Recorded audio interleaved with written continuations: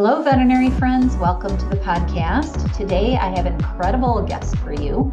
Her name is Dr. Natalie Fayman. She's a veterinarian, a certified professional coach, and a certified positive intelligence coach. Dr. Fayman has over 33 years of experience in ER and general practice, and now she works as a veterinary stress and burnout coach. And we have similar missions. So I'm very excited to have her on the podcast today. Welcome to the podcast, Natalie. Thank you. Thanks for having me. It's a pleasure to I'm be here. delighted to have you. It's going to be so much fun. Likewise. Yes, it is. All right. Now that I don't have to read your bio anymore, I'm going to move my notes over.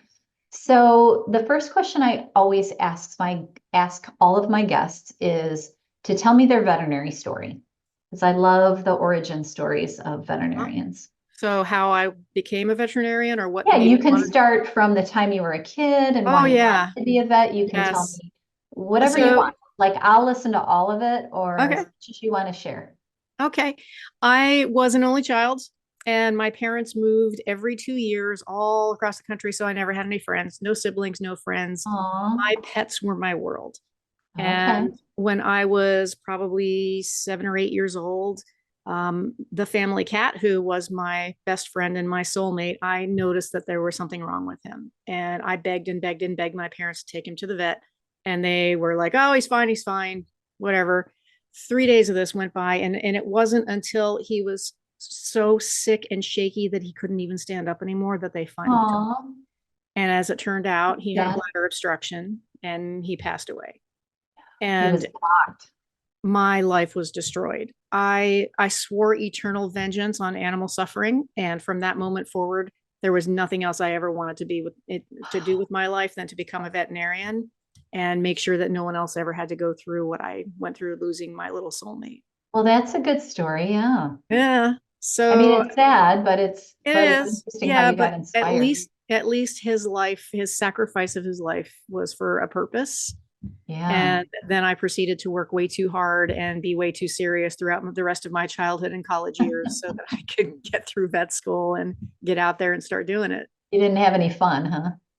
I had some fun, but looking back, I feel like I really didn't fully enjoy my youth and my childhood, especially now that I'm 57. I'm like, oh, I wish I had done one of those days things. And now it's kind of, clock's ticking. Well, and that's a good lesson for people that are listening to us that might not be over 50, is to think about that. Because when you're young, you don't. You're just like trudging along and living your life and trying to pay your bills and raise your kids and, all the things that you do. And, even at work, enjoying your work is so important. Yeah, that's so true. I refer to that first 30 years of my veterinary career as the black hole, because it was just all eat, sleep, work, and repeat. And that's all I did. And I was married to my job, and all my relationships kind of dried up and blew away. And I forgot what, the dreams that I had for what I wanted to do with my life someday, and all the things, those once in a lifetime experiences that I wanted to have before I died. All of that just really kind of faded because I was just like putting one step in front of the other and just focusing on getting through one more day. Is that because you wanted so badly to work in ER? Like, how did you get to ER? Well, I've always been nocturnal. My poor mother. I'm so sorry. Okay, you're a night owl, which I am too. I like to stay up always late been nocturnal and somewhat of an adrenaline junkie. So I just really kind of enjoyed the fast pace and the ability just to have an immediate impact on the outcome of that pet's medical treatment. Right. And I think also because of my upbringing, the fact that we moved so often, I didn't have any siblings. I was never really socialized. It was always super socially awkward. And so the idea that I would see people one time and then I wouldn't have to like have an ongoing long relationship with them, being a super turbocharged introvert, I think that was somewhat appealing to me for a while. What finally got me, though, was the sleep deprivation. That was something I managed pretty well in my 20s, but nobody stays in their 20s forever. So how long did you do ER? 24 years.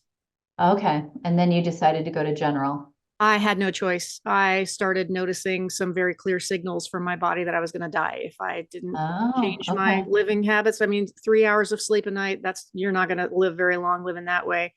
Right. I noticed that even like in broad daylight driving home after an overnight shift, I was having a really hard time keeping my car on a straight line on the road. The thing the thing that really scared me and pushed me to make that decision to leave the ER was after a really long overnight shift. I was outside, broad daylight, talking to somebody on the sidewalk, and I blacked out and fell asleep just for a microsecond Oh, while I was Lord. standing up and talking to this person. I was like, wow, my Wow. brain is shutting off without my permission. Time to do Yeah, something that's about it. freaky. That's so Yeah, freaky. So it was how did very you scary. handle that? How did you handle that decision? Like I know a It lot was of people tough. want to change their veterinary career and Yeah. it's hard. I coach people It through that. How did you make that move? It was really tough because I felt like I had no choice. And I also felt like it was a failure that I had personally failed because I never really wanted to leave the ER. I just enjoyed the work. Um, but as I have reacclimated to getting to sleep in my own bed every night and getting to sleep for, 6, 7 hours and have my weekends off and have my holidays off, I kind of got used to that part pretty easily. Yeah, And there's just, it's not that it's a failure, it's just a whole different set of challenges. And I really started to appreciate, like, I now have the opportunity to do all kinds of stuff that I never got to do in ER. And surgery is kind of my happy place. And for whatever reason, I have now become the default go-to person for trench mouth dentals. And so dental extractions has become my your bread and hobby. butter, I guess. I don't know Yeah. how that happened, but yeah, ain't nobody want that job. Apparently I got Yeah, yeah. I've talked about that before on the podcast. I'm not a big it. dental fan. I got good Mm-mm. at it because you have to, when you're in Yeah. general practice, you have to do a lot of dentals. But it definitely was not my happy place. I loved the reward of getting the prize, Yeah.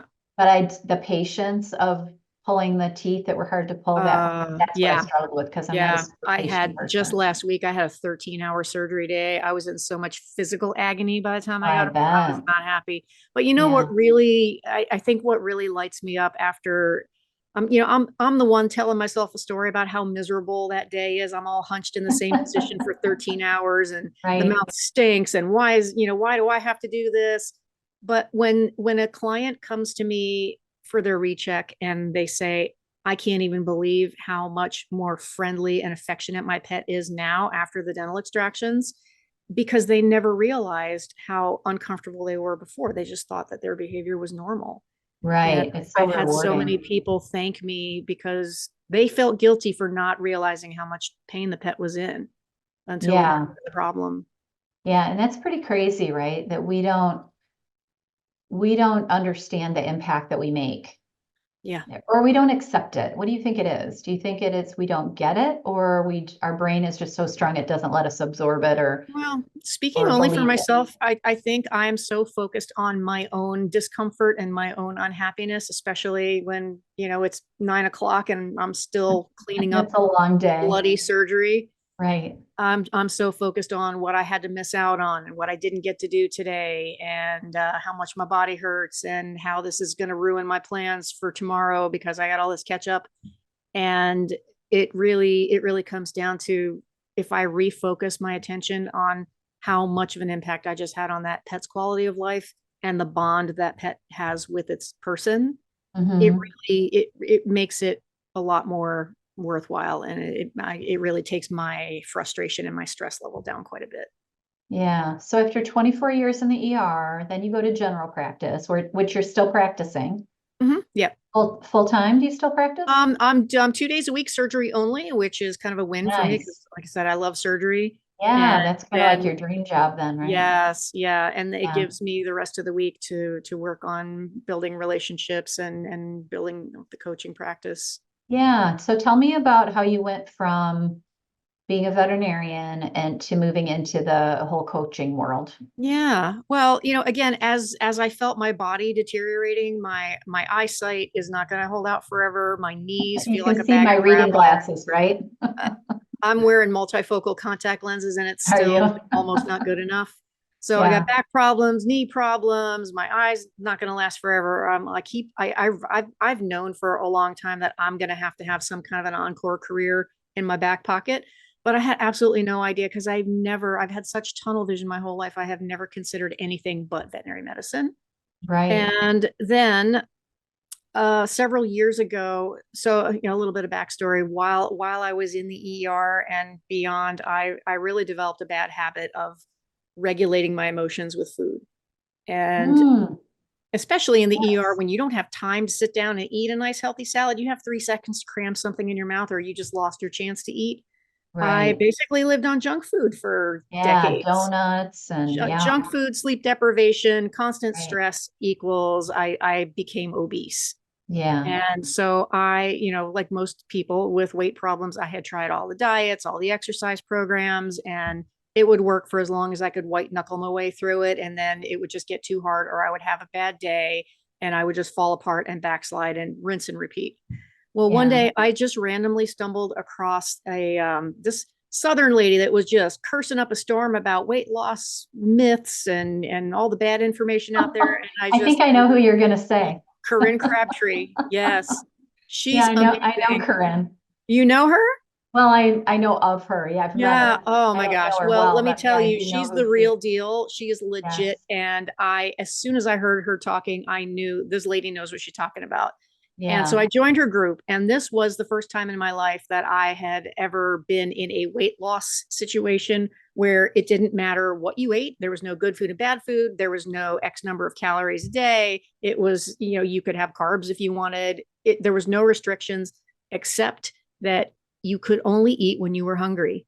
And if you wanted to Mm, eat when you're not hungry, then you had to sit down and really just dig into where's the emotion that you're deal trying to with the soothe. emotions. Yeah. Why are you reaching for food to manage your emotions? And so there was a lot of really deep thought work. And the thing that really blew my mind about that experience was not only did I lose weight, but I also noticed that as I worked on regulating my emotions the right way, I was feeling less stressed out. I was feeling happier. My relationships were getting a lot better. And my Mhm. whole sense of optimism for the future, there's every part of my life was affected in a positive way. And I realized the transformational impact that coaching can have. And that's when it really hit me, like I can't imagine a better way to spend the rest of my life than to bring this gift to other people. So then when COVID hit and everything that I love to do with my time dried up and blew away, I put myself through a training program, and then I found positive intelligence after that, and I have drunk the Kool-Aid and been there ever since. Yeah, it is kind of a light bulb moment, right? When you get Yeah. coached and you're like, wow, why doesn't everyone know this? Yeah. Why don't they teach us this when we're in elementary school? Like, wouldn't Yeah. our lives be better if someone could teach us how to deal with our emotions rather than trying to It's squash crazy them because or avoid them?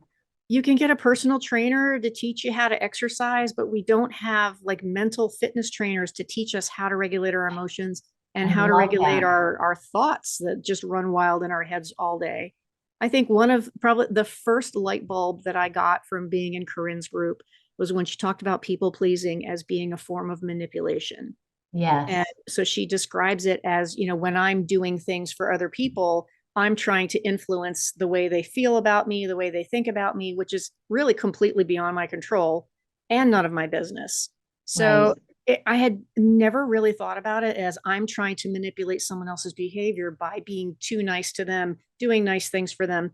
And doesn't that describe how I spent the first 24 years of my career in veterinary medicine, putting everyone else's priorities in front of mine, sacrificing my personal time, sacrificing my day off plans, and all because I wanted my boss to need me and respect me. I wanted to be the go-to person, the Right. superhero that could do everything. Right. And boy, did that backfire. Yeah. Yeah, it absolutely does. And I don't think until someone puts it in those words Mhm. that people pleasing is manipulation or lying or, however you want to say it, that that you get it and that you're like, oh, okay, so I can change that and I don't have to be that person anymore. Yeah, Yeah. that's crazy. And what I have learned since going through the positive intelligence training program is that in a lot of cases, but in my case specifically, people pleasing is an effort to earn your self-worth because your sense of self-worth is lacking. And that is absolutely Right. true for me ever since I was a kid. I never Yes. felt like I was valuable or worthwhile, so I had to work overtime to earn it. And I Right. brought that mindset with me through my whole life, and that has really contributed a lot to my burnout. Yeah. Do you think that's really common in veterinarians? Because I'm similar. I'm a people pleaser. I'm a Yeah, perfectionist. I'm a achiever. I've been told by coaches that my go-to is doing. Like the more I do, the better I yeah, feel about who I am. And it's so true. yes, And so I have to yeah. combat that. I have to change. I honestly, I catch myself still to this day feeling guilty for sitting still and watching a movie without multitasking while I'm doing it. Exactly. Yeah. Yep. But do you think that's a common thing that many veterinarians deal with the people you Yeah. coach? I think it's extremely common, especially with female veterinarians, because I think females are kind of indoctrinated from childhood anyway to make sure that everyone else is taken care of You before we like the take care good of ourselves. girl and yeah. Yeah, exactly.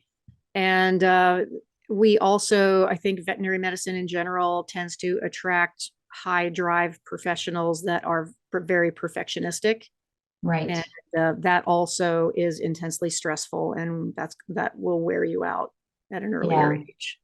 Yeah. So if you're out there listening and you feel like you're a perfectionist and a people pleaser, that's pretty normal in our profession, I Yeah, I think. think so. So don't feel like you're not one of the group because we're all right there with you. So tell me a little bit about this positive intelligence coaching because that's something certified positive intelligence coach is one of Hmm. your certifications. So tell me a little Yeah. bit about that because I'm not really familiar with that Oh my gosh. particular Honestly, coaching. it's the most amazing thing I have ever done for myself, and I would highly Yeah. recommend it. It's available to the public, but I highly recommend if you're interested in doing it, do it with a coach. It is I struggle to find an adequate way to describe it because it is so profoundly transformational. There is no part of your life that won't be positively affected. So I've started calling it the owner's manual to the human brain that you always wish that you had and never got as a child. Yeah. I've had so many light bulb moments about the reasons why I do the things that I do that create these repeating patterns in my life, such as the what I just spoke about with realizing that it was my lack of self worth that had made me into a people pleaser. Right. And so recognizing, wow, this is why I do that, and this is the effect that it's having in my life. This is why I have sacrificed 30 years of my life so that everybody around me could have everything they need. And meanwhile, I'm still waiting to be taken To get care of what you in need. return. Yeah. And, one by one. So even in my romantic relationships, I would adopt these hard luck cases because I would fall in love with their potential. And then I would work so hard to make sure that I was the center of their world because I would take care of them. I'd do everything for them. I would make sure they had everything they needed. I would shower them with attention. And then inevitably they would get tired of it, or they would have gotten, whatever they wanted and just got bored because nobody really falls in love with a doormat, right? And just one by one they would leave. And every single time You I didn't would know go, why. why did I just sacrifice 3 or 5 years of my life for this person? And now I'm starting all over again. And it really took a lot of introspection and work on myself to realize why I am engaging in this pattern. It's because of my own lack of self-worth, and no one else out there is going to be able to fill that hole for me. That's what I have to Yeah. do. So is the positive intelligence part of it that just learning about how your brain works? Like what's the Yeah, theory behind this that's particular only part of certification? Because it's. when I learned life coaching, that was kind of how we learned it. I'm wondering why this is something different.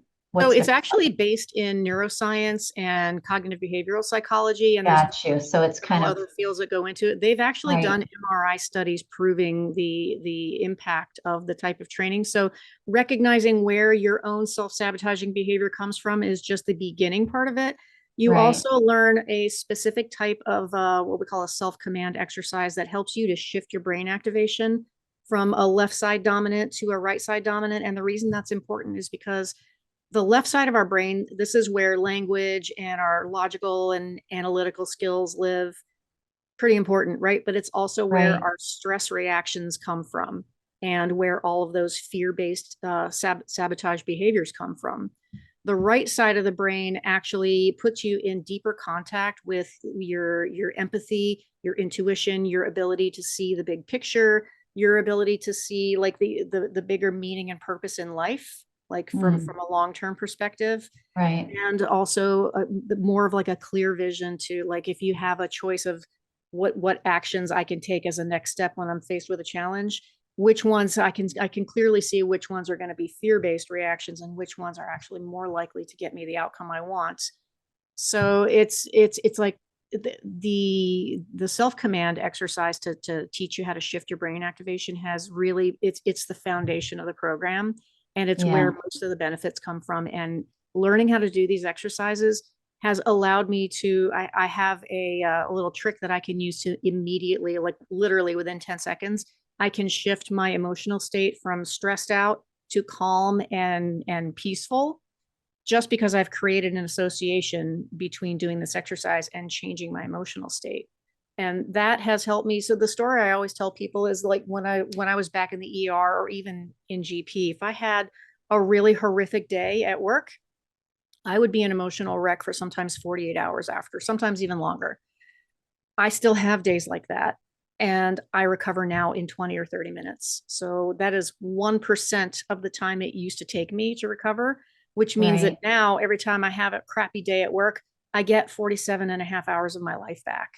Yeah. So I can actually be productive, enjoy what I'm doing, be someone that other people enjoy spending time with, and really focus on having an impact instead of just stewing in frustration and resentment and trying to recover my wherewithal so I can go back and do it again.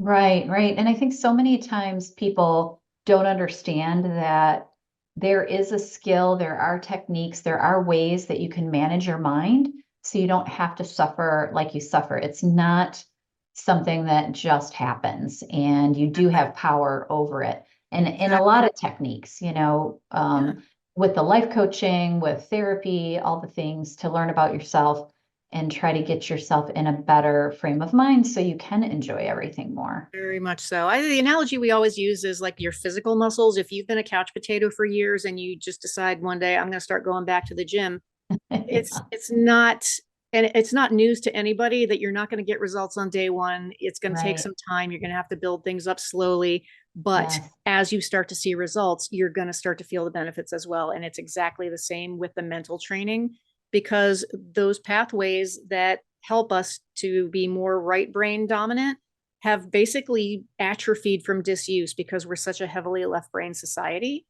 And they're still there, but they're dormant. And so you have to build them up slowly, just like you would your body's muscles. But as you practice activating those pathways over and over again, they get faster, they get more efficient.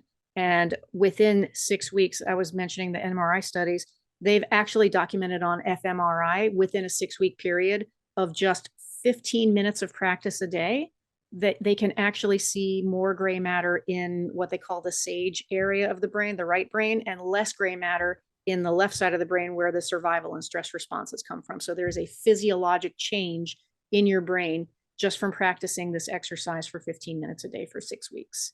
Right. And it doesn't matter how old or how young you are. Right, exactly. And so eventually it's still there. Those pathways then take over as your default system for handling stresses and challenges, and you respond in a completely different way. Yeah. Do you feel like a lot of it at the beginning is based in just learning about yourself more than anything else? As for positive intelligence? Yeah, let's go with that. Yeah, it's that really a big part of it? They do it concurrently. So there are teaching modules that start to build on the foundation that you create in the beginning of the program, but the daily practice of the self-command exercises is the foundation of the program, and that is where 80% of the benefit comes from. Without that, I mean, it's like I can read about exercise physiology and I can watch exercise videos, but until I actually get up and start exercising and do it, nothing's going to change. Right. Yeah, that is for absolute sure. Yeah. You definitely have to participate, right? Get off the couch and participate. Yeah, it's not a spectator sport. You got to do it. Right. Absolutely. So what do you think veterinary schools can do differently to help us as veterinarians not suffer so much with the stress and the burnout and the compassion fatigue and all the things that we complain about all the time? Do you think that there's something that could be done differently in our schools? Yes, absolutely. When I was in school, this didn't even exist. There was absolutely no mention of stress management, self-care. No, it was just boundaries. Like get off your ass and go to work, right? We were pretty much expected to work ourselves to death. Yeah. Right. And to never say no. Yes. So I'm really encouraged to see that more and more schools are actually including wellness training. But what I think is, offering students a certain number of sessions with a therapist or a social worker, I think that's great, but you're not teaching people how to manage their stress. You're leaving it as an option if they need it. But then there's a stigma. If you reach out for help, then everybody thinks, or they're afraid that people are going to think that they have a mental health problem. Right. So as much as it is so helpful, people I think are still hesitant to reach out because they're afraid of what people are going to think of them or how they're going to be labeled. Right. Whereas if a program like Positive Intelligence, which is the foundation program, is 6 weeks, if that was taught to everybody, so everybody could acquire those skills and practice them together and build on their insights, and that would build momentum. I think that would set students up very nicely to be better prepared when they enter the workforce. Yeah, I absolutely agree with you. If they had some, even it should even be one of their curriculum classes, I think, Oh, is emotional 100%. management, how to deal with stress. Yes. There's such Um, a crisis in the profession right now. We really need, not only we need to keep everybody that we have and make their conditions better, but we need to better prepare the people who are entering the profession. I can't tell you how many new doctors I've talked to who have been out of school a year, 2 years, and they're already in tears telling me, I don't know how much longer I can keep this up. I wasn't expecting it to be like this. yeah. Well, one of the things I noticed a lot with the veterinarians and even the veterinary students that I talk to is that fear of mistakes and when mistakes actually happen. Yeah. I coach a lot of people through that, like just that mental shame or frustration or anger at yourself when you miss something. Mhm. Talk a little bit about because you were in ER, and I'm sure that mistakes were made by you and other doctors that Of worked with course. you. I mean, we Yep. all have made mistakes, right? Yep. Talk to people about that. Like, what is your thought process? How do you manage that emotion? How do you come out of that in one Yeah. piece and still want to be a vet? I think the danger is when we are so obsessively worried about making mistakes that we spend so much of our mental time and energy trying to make sure that we prepare and prevent that, when it's really so out of your, I mean, you're going to make mistakes and Right, random things are going to happen that you didn't anticipate. You can't control the conditions around you. You can't control the people around you. Mistakes right, are going to happen. So while I think it is definitely prudent to prepare for the most likely things that could go wrong, when something goes wrong, it is so important not to blame yourself. It is important to learn from it, to learn what happened, what led up to that, how can I change things in the future. But it's not helpful to beat yourself up and judge, because, and whether you're judging yourself or you're judging somebody else that made a mistake on your case, it's the same thing. You create this heavy weight of negative emotions, and you're going to have to eventually recover from that. And we all have our favorite little coping mechanisms. Mine was food. Some people, it might be alcohol or drugs or losing yourself in a video game or compulsive shopping or whatever your favorite way is to distract yourself from painful emotions. But the more negative emotions you stir up within yourself, the more you have to kind of resort to your coping skills to recover from that. And those coping skills aren't always productive. So I always, when I make a mistake, it's hard not to feel guilty, but I always remind myself that I am at least conscientious and I have good intentions. And I'm sorry to say that not everybody out there does. true. So Yeah, I've seen so many cases come to us for second opinions that there was obviously mismanagement or negligence or, whatever, crossed wires, the right hand not telling the left hand what's going on. But I look at some of the medical records from some of the referral practice, not the referral practices, but some of the other vets in the area, and I'm like, wow, I should probably feel pretty good about myself. I know it's terrible to say that, but I also, like, one of the things that has caused me probably the most stress and the most time lost to trying to recover from frustration, aggravation, irritation is trying to prevent other people's mistakes from happening and hovering and Mm. second guessing and trying to idiot proof everything.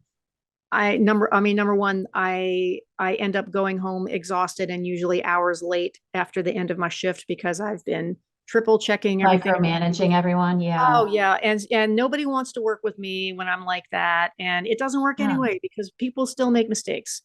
Right. And So sometimes more if you're hanging oh over yeah, their head. yeah, exactly. I Because used to what have a tech happens that she'd be like, Dr. Capel, don't stand here because I can't put a catheter in when you're just standing there watching. exactly? Well, And I that's wasn't judging. I was just waiting to get, and she'd be like, just and go sometimes we don't even realize what impact we're having right. on How people when we do intimidating that. we are. Yeah. But when I'm hovering and micromanaging, and did you do this and did you do that? Did you remember XYZ? I am transmitting loud and clear the message to the people I'm working with. I don't trust you. And Yes. how is somebody going to react to that? They're going to pull back and they're going to say, I don't want to make a mistake. You do it or somebody else do it.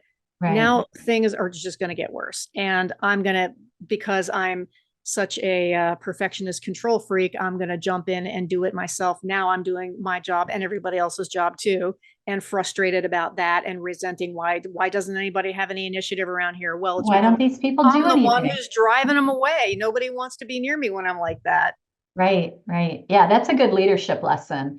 Yeah, Mm-hmm. I talk to young leaders about that. It's like if you don't trust the people that work for you and give them autonomy, then you're not going to have much of a team because people Right. want to do their best and be trusted. And even if they make a mistake, they want you to back them up. And but I think with veterinarians, we're so afraid of making the mistake and then dealing with the feelings that come from that. I think that life coaching can really help with all of that. Yeah, learning how to forgive Yeah. yourself is a skill, and most of us we actually have an easier time forgiving the people around us than we do forgiving ourselves. Yeah. Do you have a big life lesson in vet med, like either in the ER or like you don't have to share all your secrets, but do you have a story where you were like, this taught me something that every veterinarian should know when this happened to me? Wow, I know that's a hard question because that is a hard question kind of because out of the blue, but I've developed, I think, over the years, just out of pure survival, I've developed like a toilet flush button on my brain. As soon as I leave the clinic, I flush my brain and like leave it all at work. that's kind of nice though. I mean, that's a skill Yeah. as well, is to leave it all behind. But you know what? That's a trauma response, as I've learned later in life, and that's not necessarily a good thing. But really, I think the biggest thing that I've learned is just not to drag the negativity and the stress and the frustration around with you. Mm, Because here's the thing is 90% of human communication is nonverbal. So if I come home from work and I've just had a crappy day and everybody's pissed me off and I'm like, okay, like this. I'm gonna come home. Okay, I'm gonna act normal.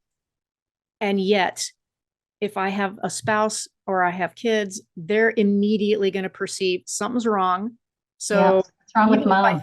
even if I think I'm acting normal, they can tell something's off. And so their Yeah. response is going to be, okay, go on guard, something's wrong. So now they're tense. And then I walk in and I'm like, what's wrong with you? Why are you acting like that? And pretty soon we are actually feeding into each other's stress and survival reactions. And before you know it, Yeah. what a coincidence, I'm having a fight with my husband, or it's amazing to me how often, like, you have a bad day at work, you're going to have a bad day at home, and vice versa. Even though Vice we think versa. we leave it, we don't.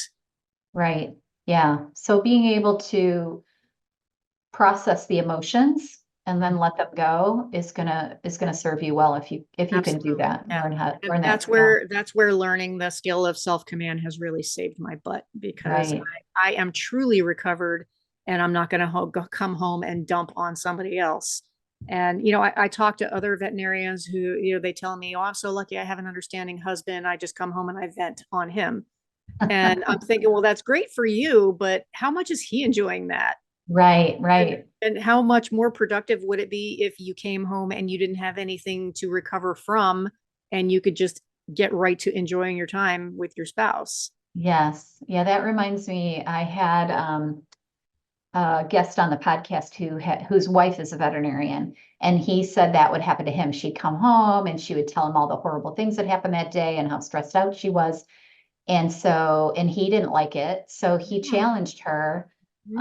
He said, can you, every time you come home, tell me 3 great things that happened in your day before you vent? And so he kind of trained her to start looking for the positive at work and bring it home to him. And he said it made a huge difference in the way she felt about her job and the way she came home, in her stress level. And I thought that was pretty genius. Yes, that is genius. And that really, it illustrates something that we are all pre-programmed with when we're born, which is negativity bias. Our Yes. brains are programmed since the days that we were cavemen to focus on what's negative, what's wrong, what's unfair, what's bad or going to dangerous. happen. Yeah. What's Exactly. around We're the always on the corner. lookout for what's wrong. Mm-hmm. And our brain will hold on to those things for 3 to 5 times longer than something positive that happens. Like, you ask me at the end of the day what went wrong today, I can give you a dissertation for 20 minutes, but then you ask me what went right, and I'm like, I don't remember. So I actually had to start writing it down so I could look at my list at the end of the day and remind myself, wow, I forgot all about that already. I had a really fun day today. I saw, I just had an amazing conversation, or somebody said thank you, or I got a nice card from someone, or a technician thanked me for helping her. And those our brains really don't hold on to those things for very long. And it's easy to convince yourself that you had a shitty day at work, when in reality, you really just kind of missed all the good stuff because you're so focused on the bad stuff. Yeah, I asked a client of mine one time because she came to me all stressed out from a day at work, and she said, "Oh, this client was mean and blah blah blah," and she was doing that to me as her coach, which is fine. But I just asked her. I said, "Well, how many clients did you see today?" And she was like, "Oh, 20, however many, 25." And I said, "How many were mean?" And she was like, "Well, just this one." Yep. And I was like, what's that percentage? And then she but kind of that's the got one what that I was. stands out in your She mind. got what I was aiming at. She was like, Yeah. "Oh, I really had a good day, didn't I?" I'm like, "You only had one mean person. That sounds pretty good to me." So You yeah, you it's really just do that have to train shifting. yourself on purpose to focus on the positive things, or at Yeah, least it's just to just that remind shift yourself. in the way you think about things, right? Yeah. So you said something earlier that I wanted to ask you about because it just struck me. And you said at the beginning of the podcast that you were socially awkward. And I like you saying that, first of all, because my daughter tells me that she's socially awkward a lot. And, and I don't think she is, but that's what she thinks. And then I talk to a lot of veterinarians that are introverted, and you said you were introverted, which I am not. But I do have an introverted family. My husband's introverted. Both my kids are introverted. So talk about that a little bit, because I find that many, many veterinarians are introverts. And this is such an extroverting profession. Like, we Is are on it? all the time. And I get worn out from it. And I'm an extrovert. And I'll come Oh, home and say, "Don't talk to me. I yep. need to introvert a little." So talk to me about that and how you cope with that as socially awkward extrovert. I didn't really think it was that unusual, because I hear so many people in vet med tell me, well, I'm in vet med because I like animals and I hate people. And I don't know. Right, I right. personally, like, I have a Makes little bit of sense. that too. Yeah. But for me, like, when I'm in an exam room or when I'm at work, first of all, when I'm at work, these are my people. These are my fellow introverted people that don't like That work humans. with you, that don't like Yeah. humans So we're a either. little tribe. But when I go into an exam room, it's almost like I'm playing a role in a Yes. play, and It's I'm acting. pretending to be an extrovert, but it absolutely takes energy. And Right. it's not that I'm being ingenuous, but it does take a lot of my energy, and I think it contributes to how tired I am at the end of the day, how Yeah. much intense human To interaction. that burnout, right? Not necessarily burnout, but I think the definition of an introvert is someone who recharges their energy bucket when they're by themselves. They're enjoying Alone. Yeah. quiet nature, whereas an extrovert, they get recharged by being with people. And Yes. for me, being with people sometimes can require effort. It's not that I don't enjoy it. I just have to Right. have some alone time to bounce back from it. Yes. Yeah. And I asked you that because I want to encourage other veterinarians that do feel the same way, that they're socially awkward and that they're introverted, and that something's not right, and that's a problem for them being a veterinarian, because I really don't think it is. I think that introverted people are very thoughtful and very, they're better at taking on other people's emotions, where someone that's an extrovert like me might just bowl over someone because we're too busy wanting to get all of our energy out. And I just like to encourage veterinarians when they think they're introverted and they think that maybe they're socially awkward or this is making their job more difficult, that's actually kind of a good skill to have. It's kind of a bonus, but they do also have to recharge.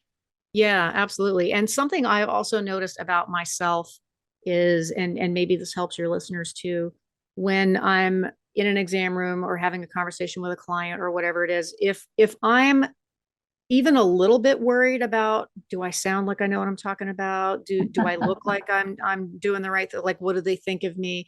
If I'm thinking about how I look or sound or appear to the other person, that immediately raises my level of anxiety, which is going to consume a lot of energy and it's going to raise my stress level.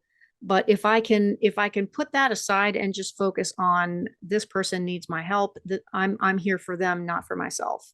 And this is just as true in a coaching session as it is in an exam room at the veterinary hospital. The more I'm worried about myself and how I look and how I sound, the more tense, the more anxious, and the more stressed out I get. Whereas if I can just, I don't exist, I am an entity that is here to help and serve this person and this pet. It really, it feels a lot more energizing and validating, actually, if I can just stop worrying about myself. Yeah. Yeah. And it's much more authentic, I think. Mm-hmm. If you embrace what you bring to the table and know that that's what your client needs, Yep. because there are a lot of clients that are introverted as well. That's why they have pets. Sure. And like I said earlier, 90% of human communication is nonverbal. So if I go into this exam room and I'm worried, like, how do I look? Is my hair messed up? Or, do I have anal glands on me somewhere? Right. That client's first impression of me is going to be, well, she doesn't look very confident. She's a little shifty. Yeah. Yeah, something's wrong. Something's off with her. I don't trust her. Not right with that lady. Yeah. Yeah. So it's just like anything else. It's a skill that you have to develop, just to take yourself out of the equation and focus all of your energy, all of your attention on helping the person, helping the pet, and detaching yourself for the outcome. Because we love to hold ourselves responsible for making sure that the client gets the outcome that they're looking for and the pet experiences the recovery that we want for them, when the client and the conditions don't always allow us to do that. I like that. Let go of the outcome. Yeah, I mean, I'm here to do the best I can with the conditions and the materials that I have at my disposal. And there's going to be a certain element of every case that I deal with that is going to be completely unpredictable and out of my control. And I can't, including the client and what they're willing to do and not to do. Yeah. I mean, I can't make that client look at their pet as a member of their family if to them it's just a yard dog or a barn cat. I can't make them care more than I care. And that's where I think the pendulum kind of swings into the realm of self-torture, when we want so much to help this pet, because to us, this is a creature that is a family member. It has emotions. It's a sentient being. And the person across the exam table from us just does not feel that way. Right. And you have to be able to kind of accept that and move on. Yeah. I can only do as much good as they'll let me do. Right. Right.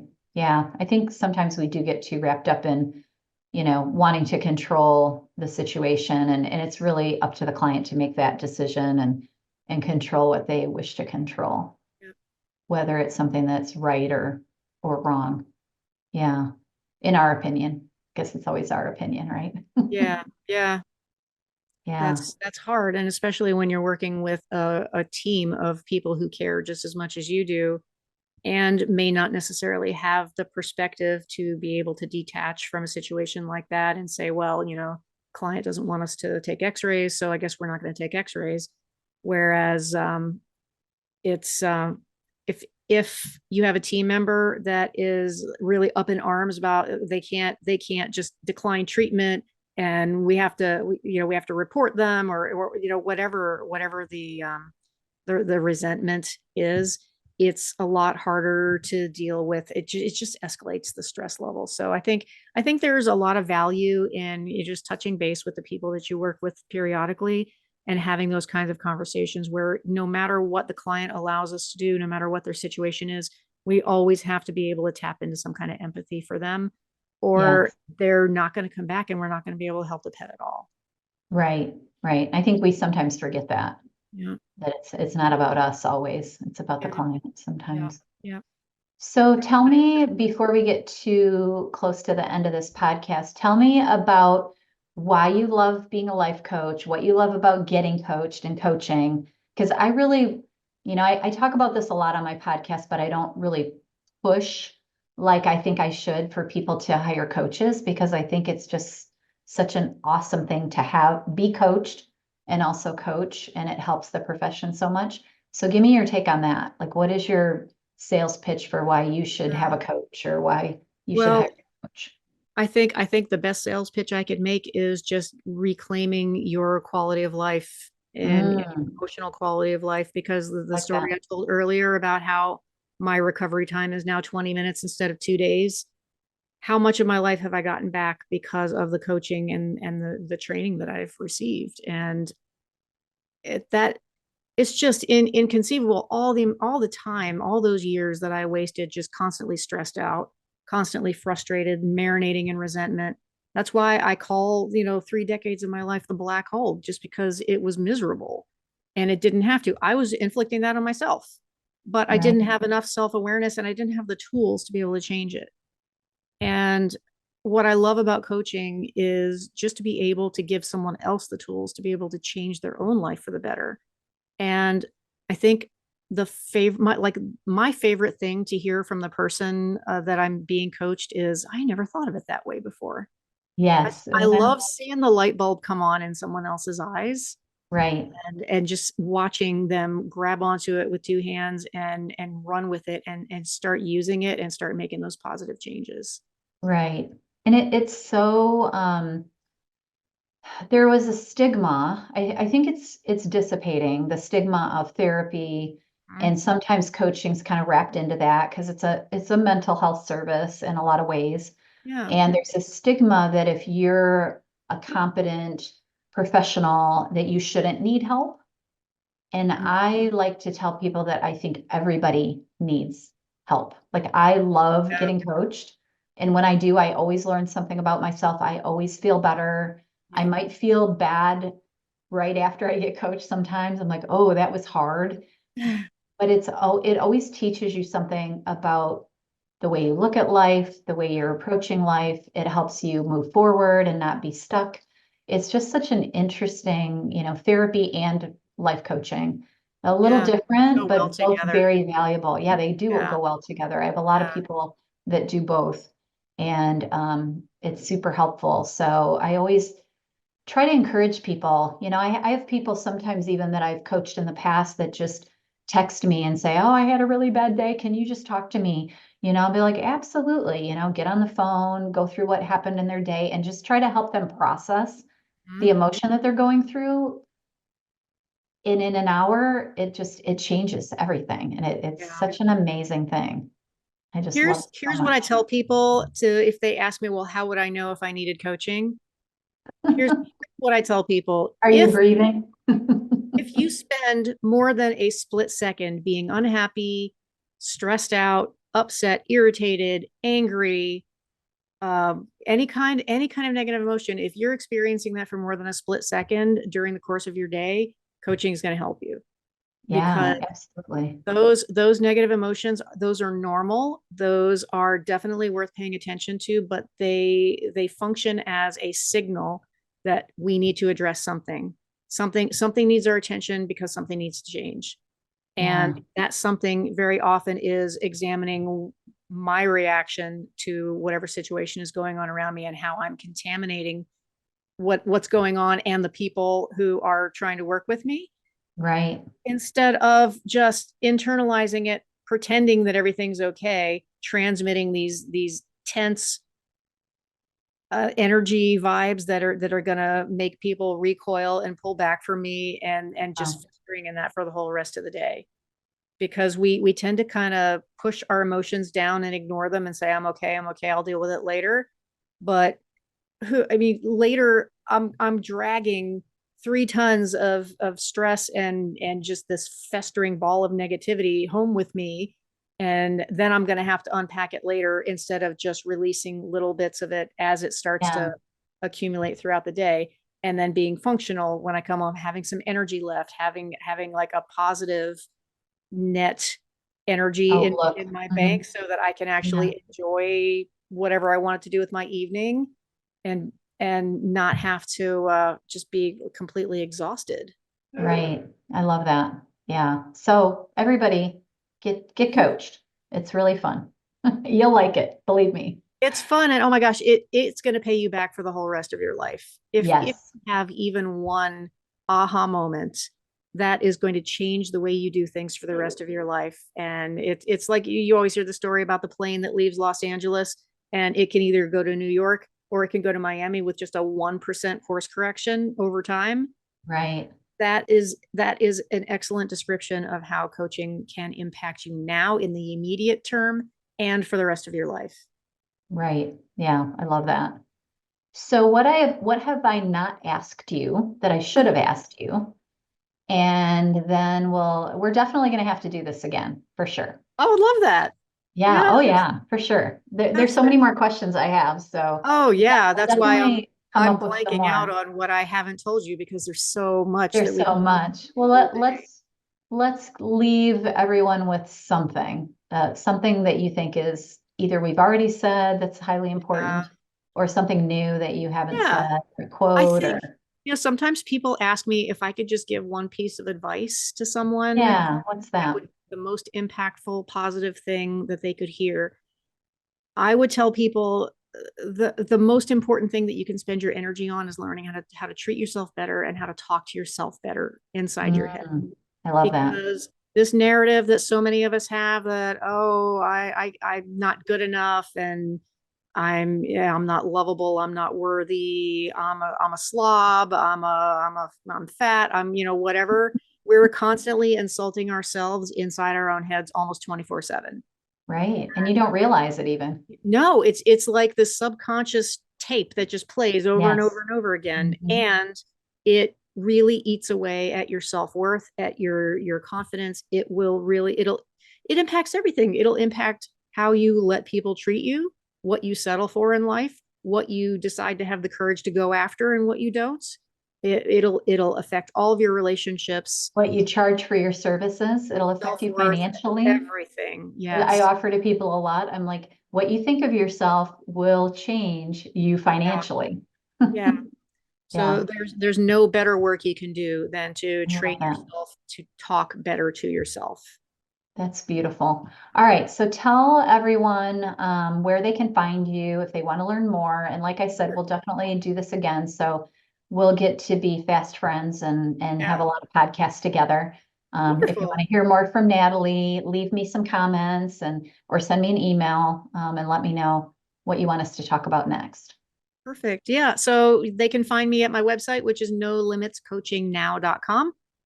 And I do monthly workshops. So that'll always be posted on the workshops tab of my website. But for you veterinary people, on the homepage, there's a free download that you definitely want to grab. And it was an ebook that was published about a year ago by Positive Intelligence. And it's called Your Employees Are Not Okay, The Impact of Poor Mental Health in the Workplace. For those practice owners or practice managers who are telling themselves, well, why should I spend money on some kind of a wellness program when everything's fine? Everything's not fine. If you have turnover, if you have any kind of conflict, if you have us versus them, turf wars going on between your staff members, any kind of conflict issues that you're having, this ebook is going to show you exactly what it's costing you in terms of like the people calling out sick because they just can't mentally handle another day at work. People who are making mistakes that then have to be fixed because they're just not engaged. They don't feel valued. So when your employees are unhappy, it is costing you in so many ways that you probably don't even have a way of quantifying. This Right. is going to change your perspective on how you think about that. I love that. Yeah. And it's so true. Like a happy staff, it makes all the difference in the Yeah, world. yeah. Love that. Happy staff when they feel safe, that they can speak up and there's not going to be consequences, when they feel supported, when they feel like they're contributing to something that is a cause that's important to them, when they feel valued and trusted. Typically, they're not out looking for other jobs, and they are invested in doing their best possible work. So not only are they going to give their own best effort, but they're going to be making sure that everybody around them is doing the same thing. That's amazing. Well, I thank you so much for being here. It's been My super pleasure. fun. It went You by like an hour just vanished. can't even I believe can't it. believe we've been on here for an hour. But I've loved talking to you. I've loved meeting you. We have Thank very you. similar missions in life. We want to turn this Amen. veterinary ship around and make it the most amazing profession, which I already think it is, but I think we can always use help like everyone else, right? Yes, So I thank I you would for being love to here. leave vet med a happier and more sustainable place for everyone than when I found it. Yeah, that's exactly it.